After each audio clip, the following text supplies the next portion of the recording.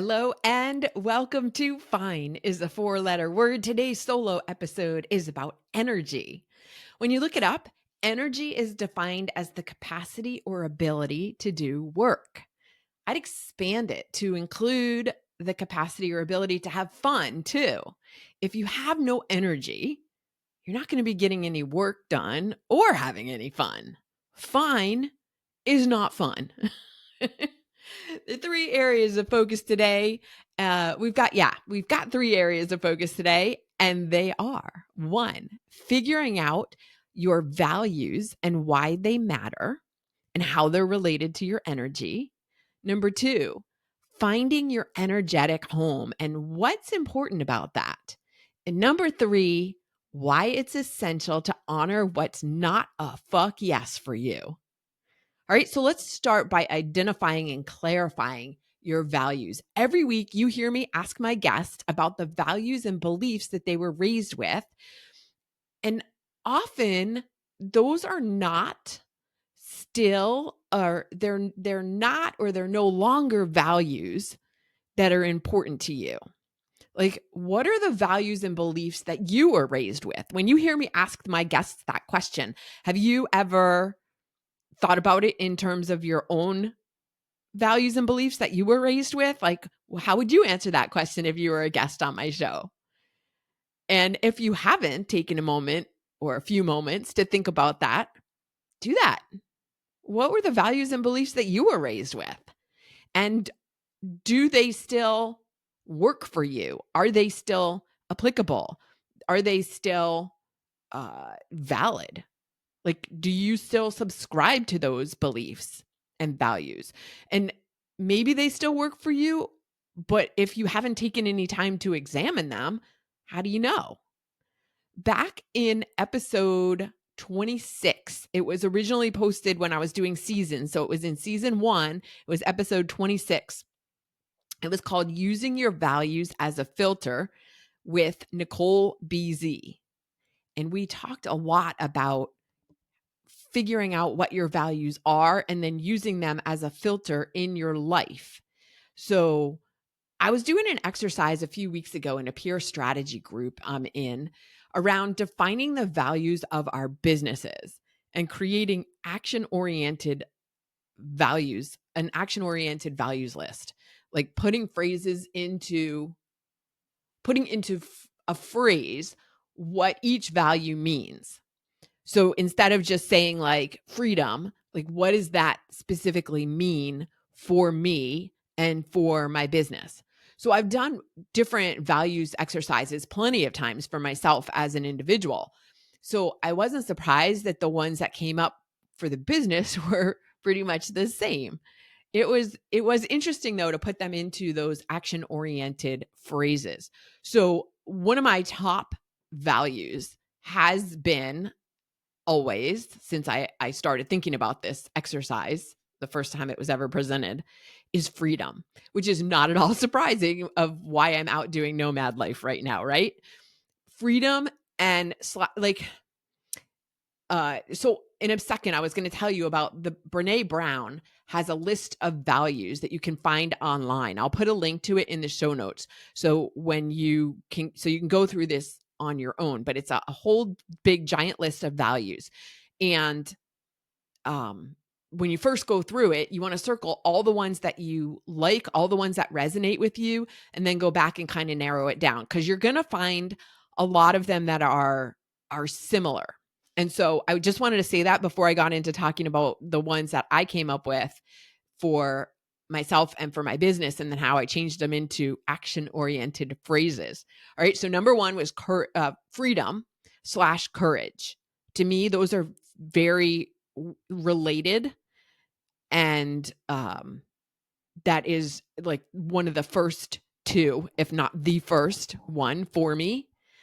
But I don't even know if I can put like 1 and 2 and make one higher than the other, because they're so both of them are so important for me. But the first one, so freedom/courage, and then the action orientation phrase is find the courage to live life as an adventure and an experiment.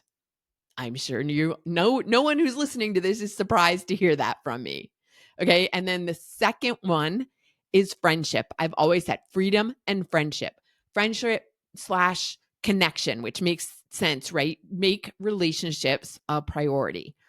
Again, nobody who knows me thinks this or would think this is surprising at all. I used to freaking teach networking strategies and how to build connections and how to build relationships because it's so important to me. And it's just something that comes to me innately. It's something that I do. The third one is kindness slash compassion.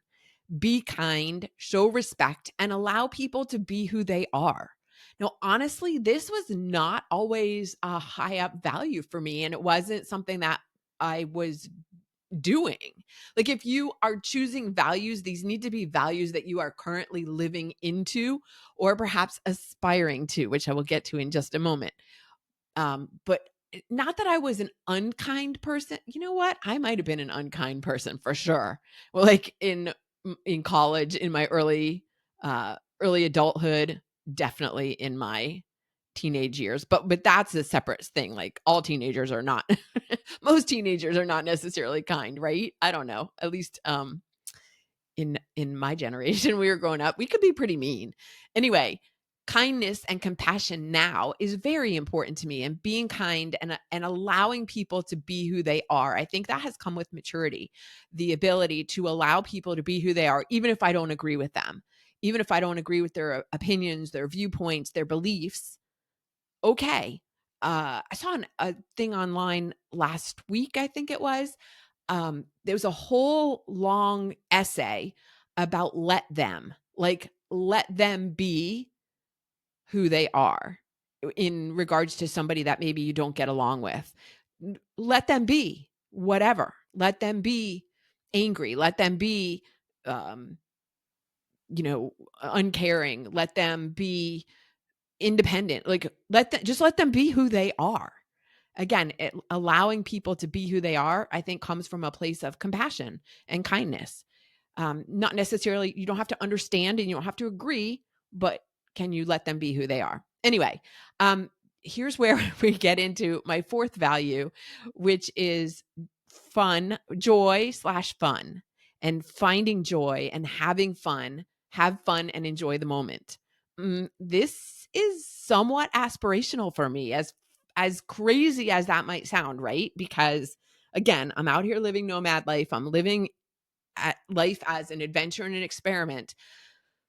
But finding joy everywhere and having fun is something that I say is important, and it is not always something that's really easy for me to do. And that actually is hard for me to admit. But here I am saying it to you right now. Finding fun in all situations, because I have one of the values that I was programmed into as a kid was to like be productive. I just yeah, to achieve. Achievement was a big value, and achievement for achievement's sake, I don't value that so much anymore. Although it's been hard to shake that off. So I say that, and yet it's still pretty deeply programmed in there. So joy and fun. And then the fifth one is responsibility and reliability. Do what you say you'll do. That has always been high on the list for me. I will do, if I say I'm going to do something, I'm going to do it. And if you say you're going to do something, I expect that you will do what you said you are going to do. And that you'll take responsibility for doing that thing. So, like I said, Brene Brown's list of values can help you get started in choosing and figuring out what your own values are. Circle all the ones that you like, all the ones that resonate with you, and then go back and see if you can narrow it down to 5 or 10 and then 5. All right, let's talk about finding your energetic home and why that's important. Because this is all related to energy. When you know what your values are and you can decide whether you want to spend your energy doing something that doesn't fit your values, you might make a different decision. Now, when we're talking about your energetic home, what am I talking about here? I remember being presented with this whole idea of your energetic home many, many years ago. And oh my gosh, I'm trying to remember who told me about it. I should have written this down before I started the podcast. Um, Man, her name is escaping me right now, but she introduced me to the idea of energetic home, and I have always loved it. So y'all know, maybe you don't know, because I've not openly and like freely said, hey, I was born and raised in New Jersey. All right, I will claim it right now. I actually wrote an article on LinkedIn a couple weeks ago after I watched the Thank You Good Night, the John Bon Jovi story, where they were very proud to be from New Jersey, and they still are. And so, all right, fine, I'll take it. I'll claim it. All right, I born and raised in New Jersey. Now fuck off. No, but New Jersey was never my energetic home. Like, I didn't know anywhere else because that's where I lived for the first 18 years. I didn't know anything else. But then I moved to DC and Virginia, and then we met my husband. We left Virginia, moved to Sacramento, went to Florida, went back to Virginia. Then I went back to Sacramento, and then back to Virginia. And here I am now. I feel like I need to leave again. So your energetic home can change as you change. But when you're in your energetic home, it's like it can be a geographic place. It is a geographic place. Um, that when you are there, when you're living in that place, you have the most energy. You accomplish amazing things. You feel the most like you. That's how you know that you're in your energetic home. It requires leaving where you are, though, and visiting other places and tapping into your intuition and seeing how you feel in these other towns or cities. You can tell right away. Like, I knew when I visited the school I ended up going to in Washington, D.C., that this was my place, that D.C. felt like home. Like, this is where I belong. The first time I lived in Sacramento, everything fell into place for me very easily there. Getting a job, making friends, finding volunteer opportunities, everything just worked. And then, even though Florida is a beautiful place and I made lifelong friends there, it never felt like my place and never felt like I belonged there. It was fine. And as you know, fine is a 4-letter word. Northern Virginia, though, has always felt like home for me, but it's kind of a weird relationship. And part of the reason I'm doing nomad life is to explore different areas and see where I might want to live and where I might want to park myself now.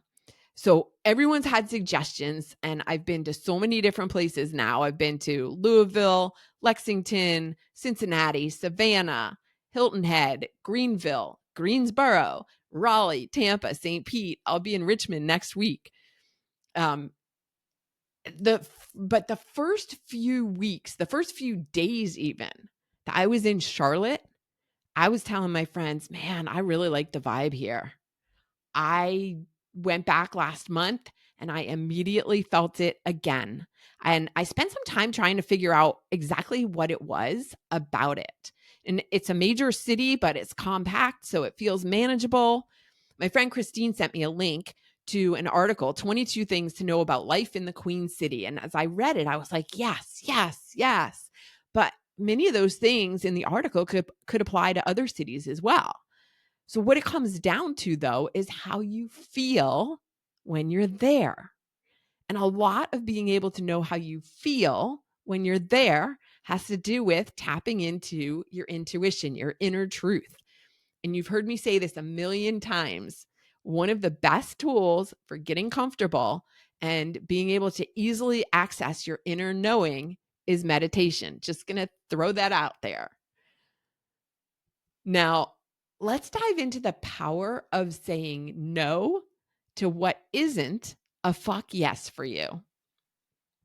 Another thing your inner truth will reveal for you is what is and what is not a fuck yes.